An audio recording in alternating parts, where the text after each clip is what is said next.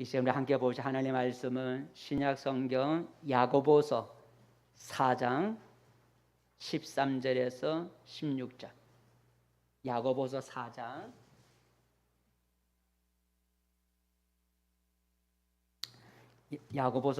13절에서 16절까지 13절에서 16절 한 목소리로 같이 읽겠습니다. 들어라, 너희 중에 말하기를 오늘이나 내일이나 우리가 어떤 도시에 가서 거기서 1년을 머물며 장사하여 이익을 보리라 하는 자들아, 내일 일을 너희가 알지 못하는도다.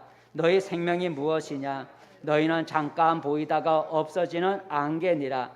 너희가 도리어 말하기를 주의 뜻이면 우리가 살기도 하고 이것이나 저것을 하리라 할 것이거늘 이제도 너희가 허탄한 자랑을 하니 그러한 자랑은 다 악한 것이라. 아멘. 할렐루야. 복된 자리에 잘 오셨습니다. 불편하지만 옆 사람과 함께 인사 나눠봅시다. 반갑습니다. 잘 오셨습니다. 잘 오셨습니다. 오늘도 하나님이 천사가 우리 모두를 지켜주시는 은혜가 있기를 축복합니다. 아멘. 오늘 설교 제목은 내일 일은 모른다입니다. 따라해 보자. 내일 일은 모른다. 오늘 14절에 나와 있죠. 14절 말씀 같이 읽어보겠습니다. 시작. 내일 일을 너희가 알지 못하는도다. 거기까지. 내일 일을 너희가 알지 못하는도다. 그래서 이걸 다른 번역에 보면 뭐라고 번역해 놓고 있냐면 여러분은 내일 무슨 일이 일어나는지 모릅니다 라는 비슷한 내용이지만 여러분은 내일 어떤 일이 일어나는지 모릅니다 라는 그런 말을 그렇게 번역하고 있습니다. 우리 권사 장로님이 기도하신 것처럼 지금 코로나 전염병으로 인하여서 지금 2년 동안이죠. 작년 1월 달부터 기세가 꺾이지 않고 지금까지 계속해서 코로나 전염병이 번져나가고 있어서 미래에 대한 앞으로 어떻게 될 것인가 하는 미래에 대한 불안이 점점 더해지고 있습니다. 이 어려운 상황이 얼마나 더 지속되는지 모르기 때문입니다. 우리나라는 이제 선진국이라 그러죠. 우리나라는 선진국이 되었다고 하지만 우리의 삶은 더 나아지지는 않습니다. 도리어 미래에 대한 불안이 더 커지고 있습니다. 예전에 직장에 들어가면 평생 직장이라는 말이 있었고 또 땀을 흘린 대로 수고의 열매를 거둘 수가 있었습니다. 하지만 지금은 직장에 들어가도 언제 퇴직을 당할지 모르는 상황입니다.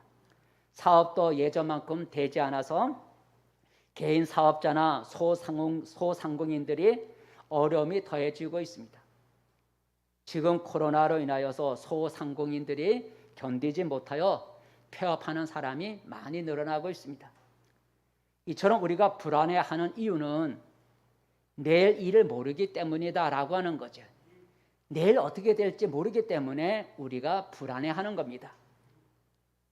내일 일이 어떻게 되는지 우리가 안다면 지금의 어려움을 참을 수가 있죠. 내일 앞으로 어떻게 될 건지 우리가 알고 있다면 오늘 아무리 어려워도 우리가 참고 견딜 수가 있어요.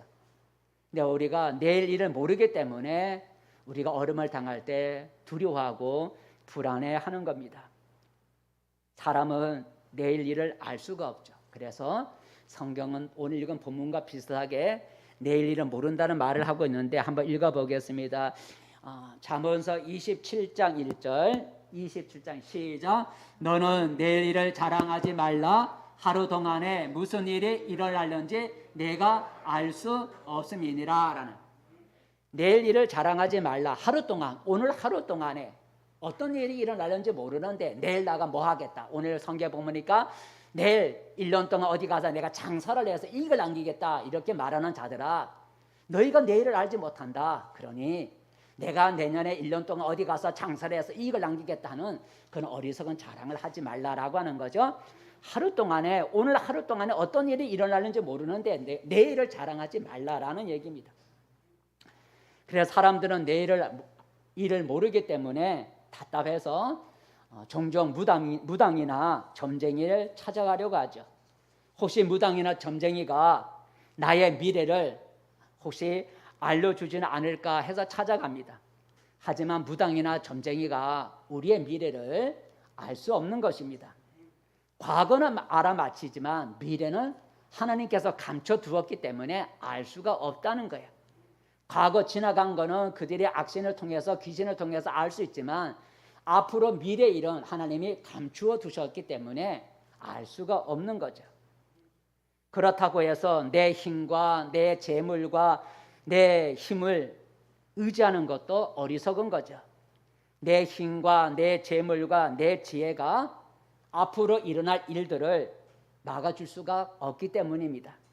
그래서 이 시간에는 미래에 대한 불안이 커져가는 이때에 미래의 불안에 대해서 우리가 생각해 보면서 함께 은혜를 나누고자 합니다.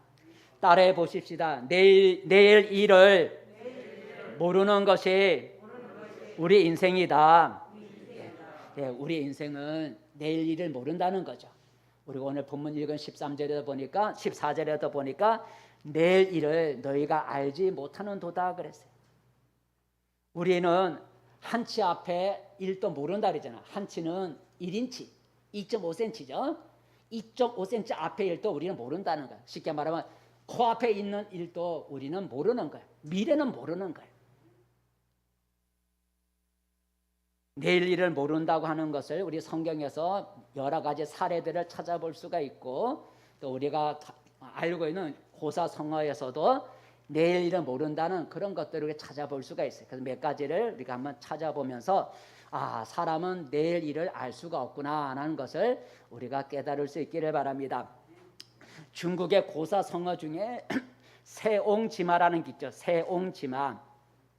세옹지마라고 하는 그 고사성어의 뜻은 인생의 기륭하복, 인생의 좋고 나쁘고 복이 되고 하가 되는 기륭하복은 변화가 많아서 미리 예측할 수가 없다는 거죠. 미리 예측할 수가 없다는 거예요.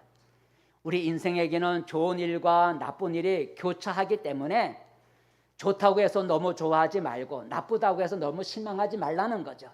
좋은 일과 나쁜 일이 서로 교차되기 때문에 우리의 미래에 어떻게 될지 모른다는 거죠. 좋은 일이 있다고 해서 항상 좋은 게 아니고 나쁜 일이 있다고 해서 항상 나쁜 것이 아니라는 거죠. 이게 세옹지마의 뜻이다라고. 인생의 기륭하복은 변화가 많다는 거죠. 그래서 미래 예측할 수가 없다는 거예요. 내용은 이렇습니다. 중국의 어느 변두리 지역에 한 노인이 살고 있었는데 어느 날 이 노인이 기르는 말 한 마리가 멀리 도망을 가버렸어요. 노인이 기르는 말 한 마리가 멀리 도망을 갔어요. 그래서 마을 사람들이 찾아와서 참 말이 도망을 가서 참 안 됐다고 이렇게 위로를 해줬어요. 그랬더니 그 노인이 말하기를 오히려 이 일이 말이 도망간 것이 이 일이 오히려 복이 되려는지 누가 알겠소 라고 하면서 덤덤하게 말을 하더랍니다. 그리고 몇 달이 지난 후에 어느 날 그 도망친 말이 다른 아주 멋진 암말을 데리고 들어오더라는 거예요. 도망친 말이 몇 달 후에 아주 기름진 암말을 데리고 들어왔다는 거예요. 그걸 보고 마을 사람들이 좋아하면서 또 노인에게 찾아와서 참 잘 되었다고 말이 도망가더니 암말을 데리고 와서 참 잘 됐다고 그렇게 축하를 해줬어요. 그러자 또 노인이 말하기를 오히려 이 일이 화가 되려는 내가 화가 되려 복이 아니라 화가 되려는지 누가 알겠어? 라고 또 좋아해야 되는데 좋아하지도 않고 덤덤하게 말을 하더라는 거야. 근데 어느 날 이 노인의 아들이 그 새로운 말을 타다가 떨어져서 다리를 많이 다쳐 절름발이가 됐어요. 그러자 또 마을 사람들이 찾아와서 그 아들을 걱정해서 절름발이가 됐으니까 참 걱정을 하면서 참 안 됐다고 이렇게 위로를 했어요. 그러자 또 이번에도 노인이 말하기를 이 일이 오히려 복이 되려는지 누가 알겠어? 또 그렇게 말을 하면서 덤덤하게 그렇게 말을 하더랍니다. 그리고 얼마 후에 적이 침략해 와서 이 마을의 많은 젊은이들이 징집을 당해서 전투에 나가서 그 마을의 젊은이들이 거의 다 죽게 되었다는 거죠. 죽었다는 거죠. 그런데 이 노인의 아들은 다리가 절름발이가 돼갖고 징집 대상에서 면제가 돼갖고 그 아들이 살아남게 되었다는 겁니다. 그러자 이 모든 것을 보고 마을 사람들이 그제서야 노인이 왜 모든 일에 기뻐하지도 않고 슬퍼하지도 않고 덤덤하게 말을 했는지 알게 되었다고 합니다. 이처럼 내일의 기륭하복은 우리가 알 수가 없다는 거죠. 그러므로 매사에 일희일비를 하지 말라는 거죠. 두 번째, 여러분, 성경에 보니까 벨사살 왕이 있어요. 바벨론에 벨사살 왕이 있는데 어느 날 이 벨사살 왕이 귀족들, 높은 그런 사람들, 귀족 1000명을 모아놓고 큰 잔치를 베풀었어요. 그때 그 아버지 부왕이 느부갓네살 왕인데, 느부갓네살 왕이 유대 나라, 하나님을 섬기는 유대 나라에 침략해서 그 유대 나라에 하나님의 성전에서 하나님께 이게 사용하는 성전 기물을 탈취해 갖고 와서 창고에 갖다 넣어놨는데, 이 벨사살 왕이 자기 아버지가 하나님의 성전 기물을 탈취해 와서 보관해 놓은 그 성전 기물, 금으로 된, 은으로 된 성전 기물들을 꺼내다가 그것으로 술잔을 삼아서, 술잔을 1000명의 그 귀족들에게 하나님의 성전에서 탈취해온 하나님께 사용하는 그 귀한 성물을 술 마시는 술잔으로 사용했다는 거죠. 잔치날. 이것은 하나님을 아주 무식하고, 하나님을 무시하고, 하나님을 아주 업신여기는 행동이잖아요. 그죠? 하나님께 사용하는 물을 가지고, 그 그릇을 가지고 술 마시는 술잔으로 삼았으니 하나님을 완전히 무시하는 행동이라는 거죠. 자, 그런데 이 잔치를 벌리고 술을 갖고 술잔으로 술을 마시고 있는 그 상황 속에 갑자기 사람의 손가락만 나타나서, 다른 애물은 다 안 버리면 투명인가 쓴 것처럼 손가락만 나타나서 석회벽, 하얀 벽에다가 손가락에 글씨를 쓰는 걸 왕이 보았어요. 왕이 술 잔치상에 손가락에 나타나서 석회벽에다가 글씨를 쓰는 걸 보았어요. 그 글씨 쓰는 걸 왕의 눈으로 목격하고 얼마나 놀랐겠어요. 두려워서 더더더덜 하고 떨었다는 거죠. 자, 한번 읽어볼까요? 자, 다니엘서 5장 5절 시작. 그때에 사람의 손가락들이 나타나서 왕궁 촛대 맞은편 석회벽에 글자를 쓰는데 왕이 그 글자 쓰는 손가락을 본지라. 이에 왕의 즐기던 얼굴빛이 변하고 그 생각이 번민하여 넓적다리의 마디가 녹는 듯하고 그의 무릎에 서로 부딪힌지라. 그래서 사람이 겁먹으면 다리가 도도도도 떨잖아요. 그렇게 됐다는 거예요. 손가락이 나타나 글씨를 썼으니까. 근데 저 글자가 뭔 뜻인지를 알지 못해서 사람들을 불렀는데, 다니엘이라고 하는 하나님을 섬기는 사람이 글자를 해석할 수 있다는 그런 얘기를 전해 듣고 다니엘을 불렀어요. 다니엘이 왕 앞에 와서 벽에 쓰여진 글자를 해석해 주었어요. 그 글자의 뜻은 이런 것이다 라고 하는 것을 알려줬어요. 왕의 나라는 바벨론이죠. 왕의 나라는 이제 끝났고, 그리고 왕의 나라를 메대와 바사 사람에게 넘겨줄 것입니다 라는 그 뜻입니다 라고 알려줬어요. 벽에서 글씨를 썼는데 그 글씨의 뜻은 왕의 나라는 이제 끝났고 왕의 나라를 다른 사람에게 넘겨주리라 라는 뜻입니다 라고 해석해 주었어요. 그리고 그 말대로 그 잔치를 벌린 그날 밤에 벨사살 왕은 죽임을 당했어요. 다른 사람의 손에 의해서 죽임을 당하고, 그리고 그 나라가 메대 사람 다리오라는 사람에게 바벨론 나라가 통째로 넘겨지게 됐어요. 잔치하는 그날 밤에. 한번 읽어볼까요? 다니엘서 5장 30절 시작. 그날 밤에 갈대아 왕 벨사살이 죽임을 당하였고 메대 사람 다리오가 그 나라를 얻었는데 그때에 다리오는 62세였더라 라는 거죠. 잔치를 벌리는 그날 자기 나라가 망할 줄이야 알았겠어요. 그죠? 벨사살 왕은 잔치를 벌린 그날 자기 나라가 망하고 자기의 목숨이 죽음을 당할 줄이야 생각도 못했어요. 내일 일을 전혀 몰랐고 한치 앞을 내다보지 못했어요. 그런 일이 일어났다는 거죠. 제가 이런 예를 드는 것은 사람은 내일 일을 알 수 없다는 것이고 코앞의 일을 사람은 알 수가 없다는 얘기를 지금 하는 거예요. 또 하나만 더 많이 있지만 더 하나의 사건을 우리가 들어볼게요. 바벨론이 망하고 그 뒤를 이어서 그 뒤를 이어 바사국이라고 하는, 오늘날 말하는 페르시아라고 하는 바사국이 이제 바벨론을 대신해서 다스리게 되었어요. 그 페르시아 왕 중에 아하수에로 왕, 이름은 아하수에로 왕이 있었어요.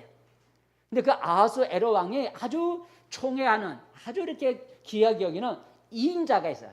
나라의 2인자, 두 번째 높은 2인자가 있었는데, 그 2인자 이름이 하만이라는 사람이죠. 하만. 이 하만의 권세, 2인자인 하만의 권세가 얼마나 대단한지, 왕의 모든 신하들이 하만이 지나가면 하만 앞에 엎드려 절을 해야 되는 거예요. 여러분, 왕의 신하면 왕에게만 엎드려 절을 해야 되는데, 왕이 총애하는 그 하만, 2인자 하만 앞에서도 왕의 신하들이 엎드려 절을 했다는 거예요. 그만큼 권세가 대단한 거예요, 2인자. 그런데 유독 한 사람만이 이 하만 앞에 엎드려 절하지를 않는 거예요. 인사도 안 하는 거예요. 그 사람의 이름이 누구냐면 모르드게라는 사람이죠. 모르드게는 유대인이기 때문에, 유대인의 그 신앙에 의하면 사람 앞에 절하지 말라고 했기 때문에, 그래서 사람 앞에 절을 안 하는 거예요. 자기 신앙으로 인해서. 자, 이렇게 되니까 하만이 화가 났어요. 아니, 왕의 모든 신하들이 자기 앞에 다 절을 하는데, 이 모르드게는 한 사람이 자기 앞에 절을 하지 않으니까 아주 분노가 생겼어요. 그래서 이 모르드게를 죽이려고 자기 집 마당에다가 큰 장대를 세워놨어요. 그 장대에 매달아 죽이려고. 그 장대 높이가 좀 읽어보겠지만 50규빗이라, 짧게 잡아서 좀 줄여서 얼마나 되는, 20m라. 여러분, 장대 높이가 20m, 이렇게 그런 나무가 있어요. 우리 장대 높이가 20m 되는 그 높은 세워놓고 거기에다가 자기 앞에 절하지 않는 모르드게를 그 장대에 매달아 죽이겠다는 그런 계획을 세웠어요. 근데 어떻게 됐을까요? 이 2인자, 모르드게 죽이려고 했던 2인자, 이 하만이 어떻게 됐을까요? 성경에 보니까 어느 날 밤 아하수에로 왕이 잠이 안 와서 왕의 모든 역사, 그 책을 기록한 역사 일기를 쭉 읽다 보니까 모르드게라는 사람이 왕을 암살하려고 하는 사람들의 그 정보를 고발해줘 갖고 왕이 암살에서부터 살아난 얘기가 기록되어 있는 거야. 왕을 죽이려고 어떤 사람들이 음모를 꾸미고 있는데, 그 음모를 모르드게라는 사람이 발견해갖고 그걸 고발해갖고 왕이 암살해서 살아나게 된 그것이 왕의 일기에 기록되어 있는 거야. 근데 자기는 그걸 모르는 거야. 그래서 사람을 급히 불러갖고 이 모르드에게 상을 내려놓냐 그러니까 안 내렸습니다. 그러면 당장 그 모르드게에게 상을 내려라 이렇게 했어요. 어떤 상을 내렸냐면, 이 모르드게를 말을 태워서, 그리고 다른 사람이 그 모르드게가 탄 말을 끌고 시내를 다니면서 그렇게 하라는 거죠. 근데 그 일을 누구에게 시켰냐면 2인자인 하만에게 시킨 거예요. 자기 앞에 절하지 않는 모르드게를 죽이려고 하는 그 하만에게 왕이 모르드게가 탄 말을 너가 옆에서 끌고 밖에 나가서 돌아다니라는 거예요. 얼마나 부끄러워요. 한번 읽어볼까요? 에베소서 6장 11절 시작. 하만이 왕복과 말을 가져다가 모르드게에게 옷을 입히고 말을 태워 성중 거리로 다니며 그 앞에서 반포하되 왕이 존귀하게 하시기를 원하시는 사람에게는 이같이 할 것이라 하니라. 그래서 얼마나 부끄러워요, 그죠? 자기가 2인자예요. 아무도 자기 앞에 절하지 않는 사람이 없는 거예요. 다 절하는데 이 사람만 절하지 않는데, 오히려 이 사람을 자기가 말에 태워갖고 자기가 옆에서 종처럼 끌고 나가서 성 밖에 돌아다니면서 애쳐야 되는 거예요. 얼마나 부끄러워요. 이런 일이 자기에게 닥칠 거라고는 생각도 안 했을 거예요. 그리고 어떻게 됐나요? 모르드게를 죽이려고 자기 마당에다 높이 장대를 매달았다 그랬잖아요. 한번 얼마나 높이 매달았는지 한번 볼까요? 7장 9절 10절 시작. 모르드게를 달고자 하여 하만이 높이가 50규빗 되는 나무를 준비하였는데 이제 그 나무가 하만의 집에 섰나이다. 왕이 이르되 하만을 그 나무에 달라 하매 모르드게를 매달려고 한 나무에 하만을 다니 왕의 노가 그치니라 그랬어요. 모르드게를 달려고 장대를 높이 세웠는데 그 장대에 누가 매달렸다고요? 자기가 매달린 거야. 자기가 그 장대에 매달려 죽었다는 거야. 여러분, 하만이 자기 신세가 하루아침에, 졸지에 하루아침에 그렇게 모르드게를 끌고 다니면서 그렇게 종처럼 그렇게 자기가 행동해야 되고, 다른 사람을 죽이라고 하는 장대에 자기가 매달려 죽을 것이라고 생각도 못했을 거예요. 그런 일이 일어났다는 거죠. 이러한 사건들은 우리 인생은 내일 일을 알 수가 없다라는 그런 얘기를 지금 하는 거예요. 자, 그렇다면 여러분, 우리가 내일 일을 알 수가 없다면, 한 치 앞도 내다볼 수 없다면 우리는 어떻게 해야 될까? 이 코로나 시대에, 불안한 이때, 내일이 어떻게 될지 알 수 없는 이런 불안한 때에 우리는 어떻게 살아가야 될까라는 것을 한번 생각해 보려는 거예요. 이런 내일을 알 수 없다면 우리가 해야 할 일은 뭘까? 첫 번째는 뭘까? 한번 따라해 봅시다. 자랑하지 말아야 한다. 네, 자랑하지 말아야 돼요. 여러분, 이 코로나 시대에 때는요, 알 수가 없는 거예요. 알 수가 없는 거예요. 그래서 아까 잠언서 27절에 보니까 너는 내일 일을 자랑하지 말라. 오늘 하루 동안에 어떤 일이 일어나려는지 알 수 없음이라 그랬어요. 내일 일을 내가 내일 이렇게 하겠다 자랑하지 말라는 거야. 왜냐하면 오늘 어떤 일이 생길지 모르는데, 내일 내가 뭐 가서 장사를 하고 사업을 해서 뭐 돈을 벌겠다 자랑하지 말라는 거야. 오늘 일도 모른다는 거예요. 오늘 내가 자랑하는 것이 하루아침에 없어질 수 있다는 거죠. 그래서 자랑하지 말라는 거예요.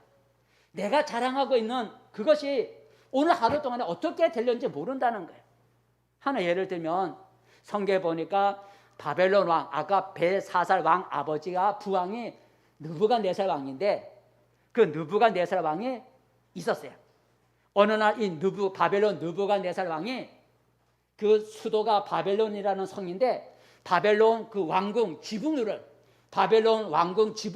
거닐면서 그 바벨론 큰 성, 넓고 웅장한 그 바벨론 큰 성을 내려다 보면서 자랑을 했어. 야, 내 힘으로, 내 권세로 이 웅장하고 이 넓은 바벨론 성을 내가 만들었구나 하고 자랑을 했어요. 한번 읽어볼까요?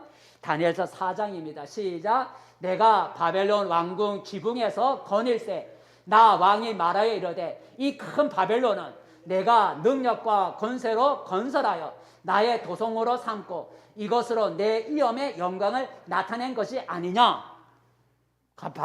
왕궁 지붕을 거닐면서 그 아래 내다보는 넓고 넓은 바벨론 성의 화려함을 보고, 야, 내가 만들었다, 내가 이 성을 세웠다고 자랑을 했어요. 그런데 그 자랑의 말이 끝나자마자 하늘에서부터 음성이 들려왔어요. 자, 어떤 음성이 들려왔을까요? 그 다음 읽어볼까요? 29절 시작. 이 말이 아직도 나 왕의 입에 있을 때에 하늘에서 소리가 내려 이르되 느부갓네살 왕아, 내게 말하노니 나라의 왕위가 내게서 떠났느니라.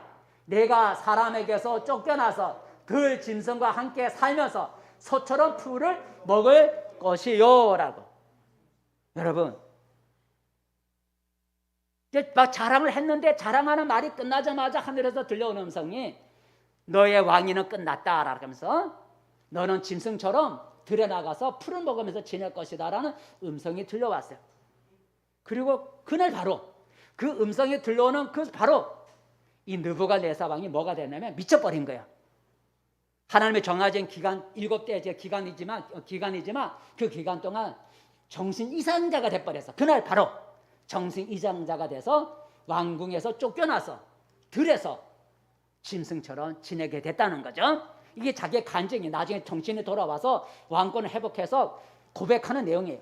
자, 그래서 미쳐갖고 일시적으로 미쳐갖고 지금 들에 나가서 짐승처럼 살게 된 걸 이 느부갓네살 왕이 고백하는데 한번 읽어보겠습니다.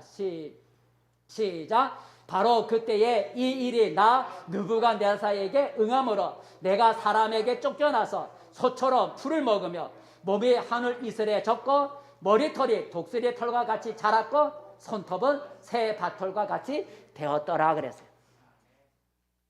여러분, 자기 자랑을 하던 느부갓네살 왕이 그렇게 됐다는 거예요. 미쳐서 짐승처럼 지내게 했다는 거예요. 이런 일이 자기에게 일어날 줄이야 생각은 했겠어요? 자랑했는데, 왕궁을 자랑했는데 그 자랑이 하루아침에 사라져 버렸다는 거예요. 자랑하던 것이 하루아침에 사라져버린 거예요. 그러므로 여러분, 이 코로나 이때, 퍼져가는 이때에 우리가 생각하고 조심해야 될 것은 자랑해서는 안 된다라고. 이 코로나 시대 때는 우리가 자랑하는 것이 언제 어떻게 될지 모른다는 거예요. 내 직업을 자랑하면 그 직업이 지금 세상 직업이 어떻게 될지 모르는 거예요. 내 직업 좋다고요? 내 사업이 잘 된다고요? 내 재물이 많다고요? 내가 건강하다고요? 여러분, 한치 앞을 알 수가 없는 지금 이런 때예요. 이런 코로나 시대 때는 정말 내일을 알 수가 없어요. 내가 자랑하는 그 모든 것들이 하루아침에 사라질 수가 있는 거예요. 그래서 이 코로나 때에 우리가 살아가는 삶의 방법 중에 하나는 자랑하지 말아야 된다라고 하는 거죠. 왜요? 내가 자랑하는 것이 언제 어떻게 무너질지 모르는 것이 이 코로나 시대 때라고 하는 거죠. 두 번째, 여러분, 이 코로나 시대 때 우리가 이런 내일을 일을 알 수 없는 이때 우리가 어떻게 살아야 되는가? 두 번째는 따라해 봅시다. 낙심하지 말아야 한다. 네, 아무리 어려워도 낙심해서는 안 된다는 거죠. 한번 읽어볼까요? 잠언서 24장 시작. 내가 만일 환난 날에 낙담하면 내 힘이 미약함을 보임이니라 그랬어요.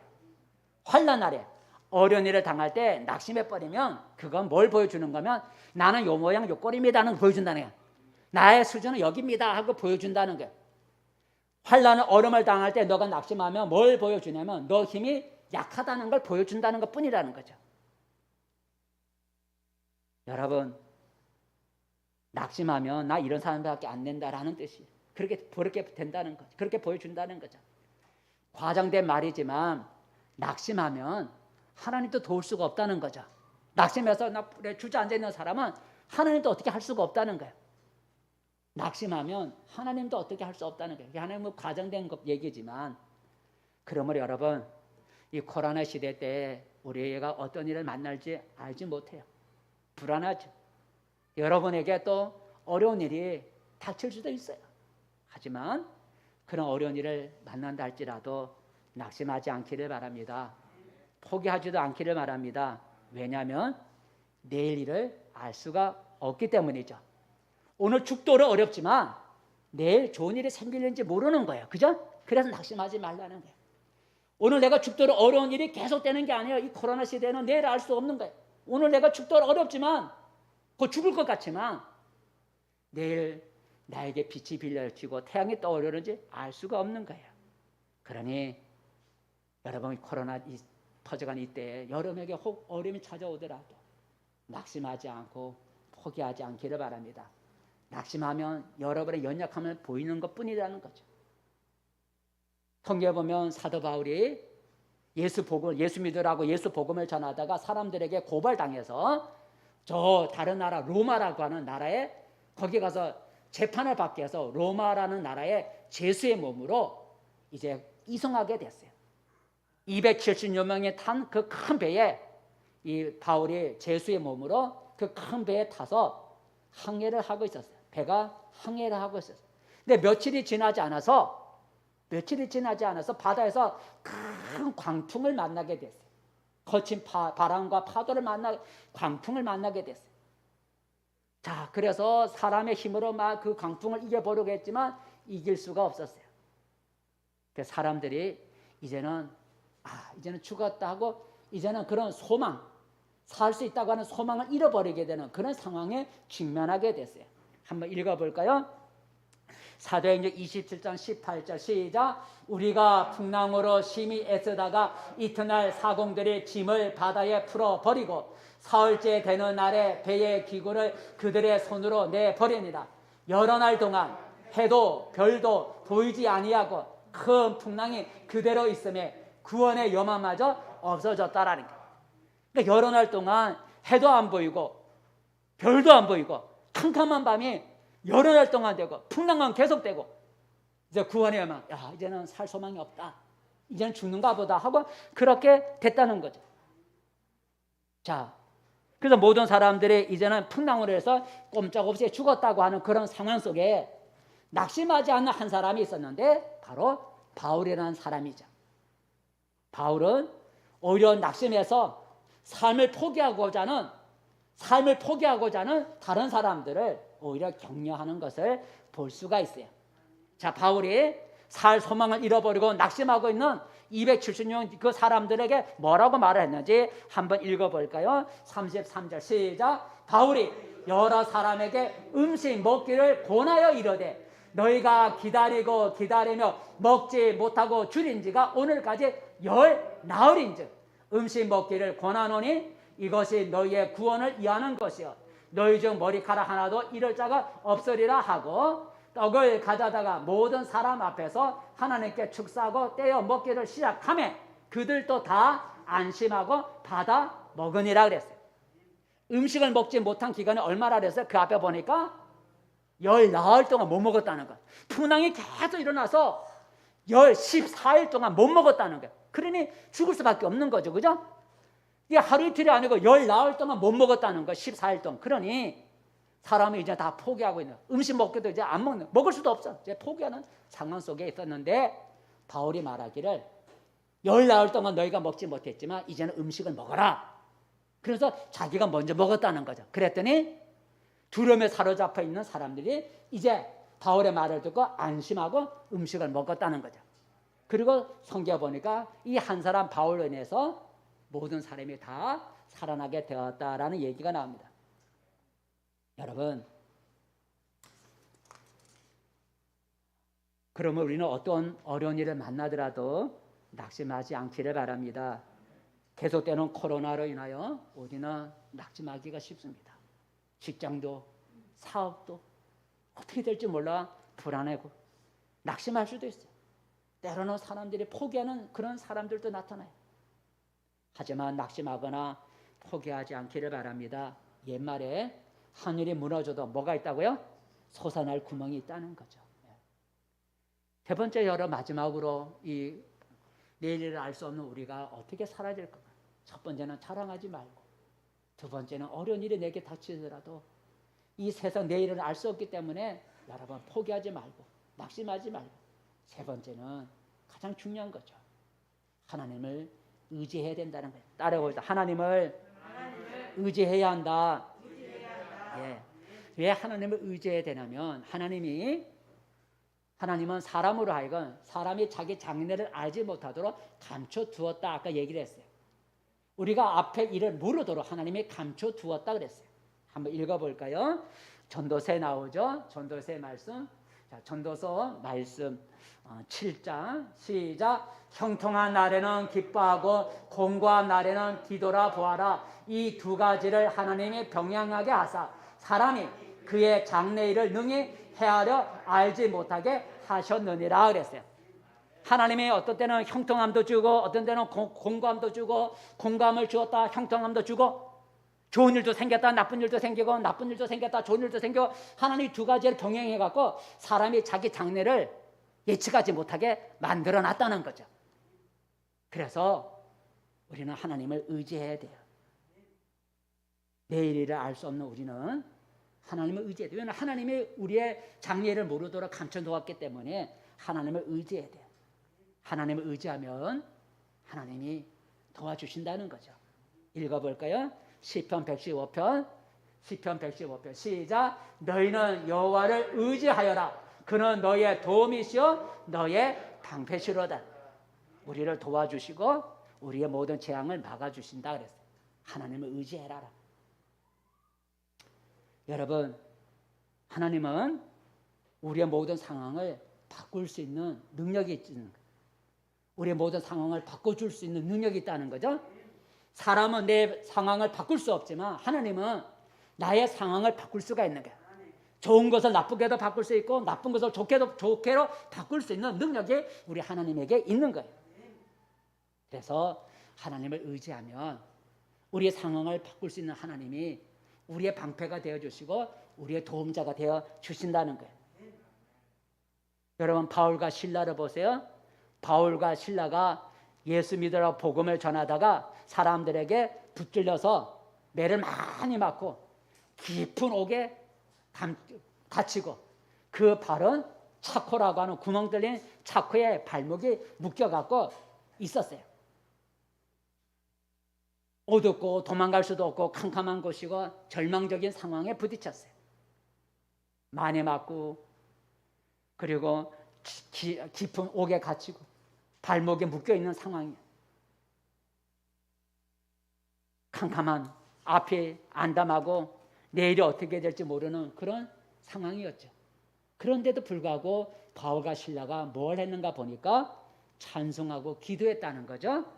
찬송하고 기도했더니 하나님이 도와주시는 역사가 일어났는데 한번 읽어보겠습니다. 사도행전 16장 시작. 한밤중에 바울과 실라가 기도하고 하나님을 찬송하며 제수들이 듣더라. 이에 갑자기 큰 지진이 나서 옥토가 움직이고 문이 곧 다 열리며 모든 사람의 매인 것이 다 벗어진지라 그랬어요.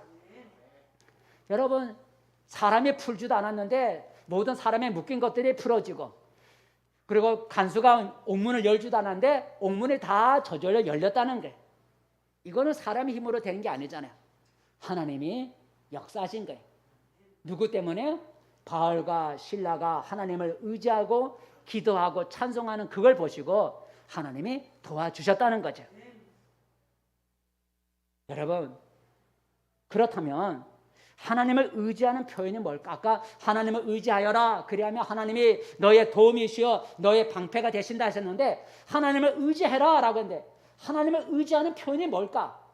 무엇을 보고 저 사람이 하나님을 의지하고 있구나. 아, 저 사람 하나님 의지하고 있지 않네. 무엇을 보고 우리가 사람이 하나님을 의지하고 있는지 의지하고 있지 않은지 무엇을 보고 판단하느냐, 그죠? 하나님을 의지하며 하나님의 방패가 되어주시고 도와주신다 그랬는데 하나님을 의지하고 있는지 아닌지를 뭘 보고 판단하느냐, 그죠? 그 사람이 나 하나님 의지하고 있습니다 말해주지도 않잖아요. 무엇을 보고 저 사람이 하나님 의지하고 있구나. 아, 저 사람은 하나님 의지하지 않고 자기 힘만 믿고 있네. 무엇으로 알 수 있을까요? 하나님을 의지하는지 의지하지 않는지 나타나는 표현이 있는데 많이 있겠지만 저는 그렇게 이렇게 생각해요. 따라해서 예배, 기도, 순종. 야, 저는 이 세 가지, 최소한 이 세 가지가 있어야 하나님을 의지하는 사람이라고 판단할 수가 있어요. 하나님은 어쨌든 자기에게 경외하기를 원하는, 자기에게 예배로서 자기를 섬기기 원하는. 그래서 여러분 오늘 나온 거예요. 비가 와도 오는 거예요. 여러분의 비가 오는데 또 세상 일이 바쁘지만 그걸 물리치고 하나님 앞에 나와 이 예배 드리는 이것이 여러분이 하나님을 의지하고 있는 것을 보여주는 거예요. 뭐 바쁘고 뭐 힘들고 뭐 해서 이래저래 핑계대서 하나님 앞에 나와 예배 드리지 않으면 하나님 의지하는 게 아니잖아요. 하나님 앞에 나와 예배 드리지 않고 세상 일 바쁘고 하는데 나와 예배 드리지 않는데 그 사람 보고 아, 하나님 의지하고 있네요 말할 수 없잖아요. 어려워도 세상 일이 바빠도 하나님 앞에 나와 하나님은 예배 받기를 원하시는 하나님이야 하고 뭐 세상 모든 일을 물리치고 하나님 앞에 나와서 엎드려 예배 드리는 이것이 하나님을 의지하는 표현이라는 거예요. 그래서 나와 예배 드리라는 거예요. 예배 드리는 이것이 여러분이 하나님을 의지하고 있는 표현이라는 거예요. 두 번째는 기도라는 거예요. 하나님을 의지하는 사람은 하나님 도와달라고 기도할 수밖에 없는 거예요. 그래서 오늘 바울과 실라가 기도했잖아요. 하나님 도와주세요. 세 번째는 하나님 의지하는 사람은 하나님의 지시에 순종하게 돼 있어요. 순종해요. 하나님 의지하는 사람은 하나님 말에 알겠습니다. 하나님이 그렇게 원하십니까? 알겠습니다 하고 순종하는 거예요. 하나님의 지시와 명령에 순종하지 않으면서 내 마음대로 살아가면서 하나님 의지한다고 말할 수 없잖아요. 하나님 뜻에 순종하지도 않고 하나님의 지시에 따르지도 않으면서 내 마음대로 살아가면서 나 하나님 의지합니다. 그렇게 말할 수는 없는 거예요. 하나님의 명령과 지시에 내 뜻을 버리고 알겠습니다. 하나님이 그걸 원하신다고요? 알겠습니다 하고 순종하는 이것이 하나님을 의지하는 표현이 아니겠어요? 그래서 하나님을 의지하는 자에게 하나님의 도움자가 되고 방패가 되어 주셨는데 무엇을 보고 하나님을 의지하고 있는지 의지하고 있지 않은지 무엇으로 판단할 것인가 여러 가지 있지만 제가 말한 그 세 가지 하나님 의지하는 사람에게 나타나는 표현은 첫째는 예배라는 거예요. 예배 아침에 드리는 거 보면 저 사람 하나님 의지하는구나. 두 번째 기도하는 거. 저 사람이 참 기도하는구나. 하나님을 붙잡고 하나님에 매달리는구나. 세 번째 하나님의 뜻에 하나님의 지시에 내 생각 버리고 알겠습니다 하고 묵묵히 하나님의 뜻에 순종하는 것을 보면 저 사람 하나님 의지하고 있구나 하는 것을 우리가 볼 수가 있어요.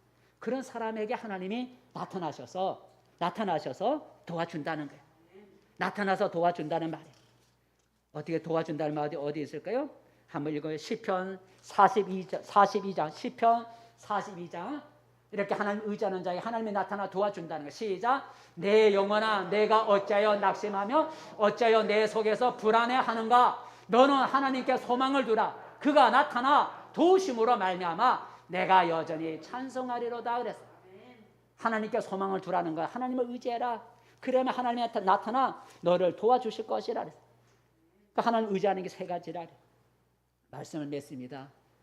성도 여러분, 지금 온 세계는 2년 동안 또 앞으로 계속 되겠지만 2년 동안 계속되는 코로나로 인하여 참 힘들어하고 있습니다.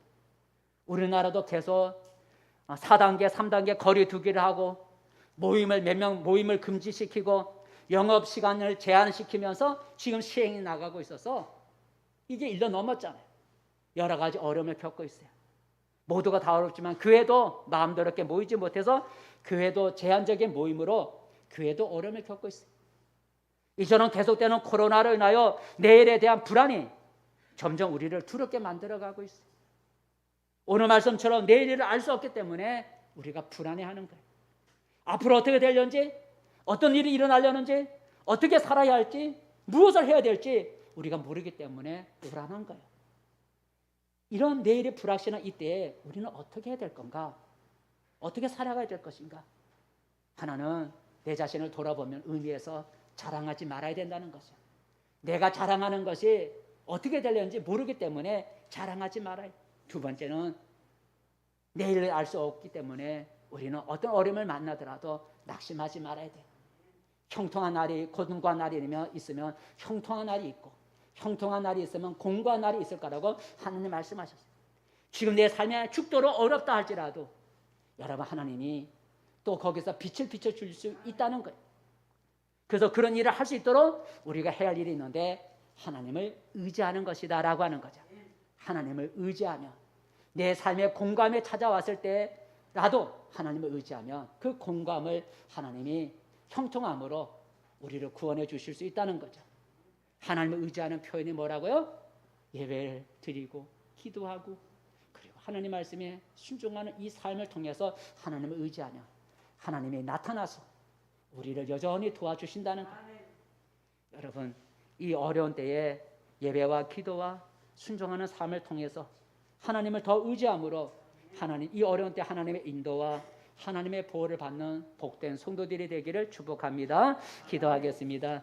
은혜로우신 하나님 아버지 1년 동안 코로나로 인하여 또 앞으로 계속해서 코로나가 언제까지 갈는지 알지 못하지만 이로 인하여 우리가 두렵고 불안한 가운데 어떻게 살아가야 될지 하나님 그런 어려움을 당할 수도 있습니다. 하나님 우리라고 있는 어려운 일을 만났을 때 두려워하지 않고 낙심하지 않게 하시고 코로나로 인하여 내일을 알 수 없는 이런 불안한 세상을 보면서 우리가 자랑하지 않게 도와주시고 나의 삶을 변화시킬 수 있는 하나님을 바라보고 그 하나님을 의지할 수 있게 도와주옵소서. 어려운 중에서도 더 예배드리며 더 엎드려 기도하며 하나님의 말씀대로 살아가는 삶을 통해서 하나님이 나타나서 우리를 도와주시고 구원해 주시는 은혜가 있게 도와주셔서 이 코로나가 지나가기까지 주의 날개 아래 지켜 보호해 주시는 은혜가 있게 도와주시옵소서. 예수님의 이름으로 기도드립니다. 아멘.